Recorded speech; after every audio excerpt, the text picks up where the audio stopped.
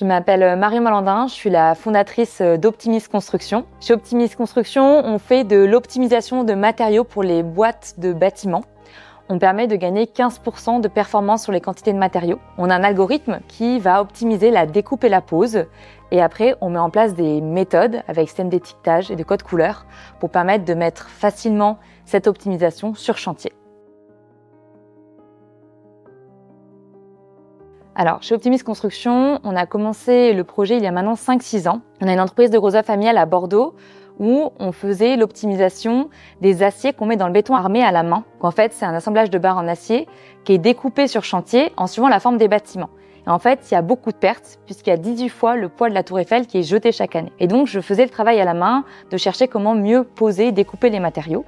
Et j'en ai développé un algorithme qui va permettre de gagner en moyenne donc 15% sur les quantités et de réfléchir à qu'est-ce qui va être pratique sur chantier, comment réutiliser astucieusement les chutes. Alors, au niveau de notre solution, on va avoir plusieurs briques. Il y a d'abord une brique amont qui va permettre d'aller récupérer les données sur les plans.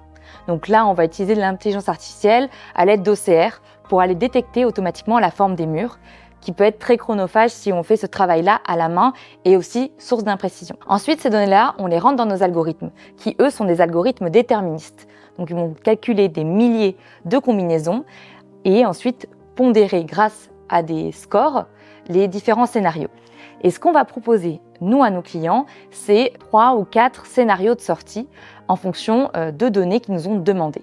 Donc par exemple, on va leur générer le scénario avec le moins de quantité de matière, mais éventuellement plus de temps homme, ou par exemple un scénario avec une surconsommation, mais qui permet une facilité, une praticité sur chantier. Alors il faut savoir que Optimis Construction évolue dans le secteur du bâtiment. Et le secteur du bâtiment est un secteur qui est extrêmement réglementé. Par exemple, au niveau des assurances, on a des assurances décennales qui vont garantir l'intégrité des bâtiments pendant 10 ans après leur construction.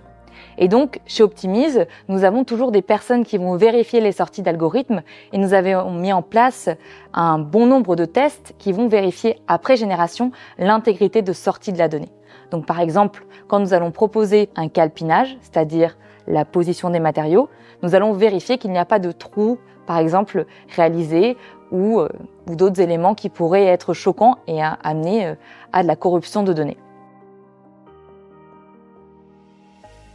L'idée d'Optimis, c'est vraiment de permettre de faire gagner à tout le monde en termes d'argent, de temps et aussi d'économie de CO2. Parce que bien sûr, toute cette matière-là, c'est 15% qu'on ne consomme pas sur l'acier, mais on est capable aussi de travailler sur le carrelage, les isolants qui peuvent être très chers, ça les rend accessibles. Donc ça permet de déployer des nouveaux projets, des nouveaux matériaux sur site. Ensuite, bien sûr, on adresse aussi la pénibilité sur les chantiers pour les compagnons, puisque là, récemment, on a réalisé un chantier, par exemple à Bordeaux, sur lequel on a réalisé une optimisation sur le plancher bas, donc c'est-à-dire le sous-sol. Et sur 10 tonnes de matériaux simulés, on a réussi à gagner 1 tonne.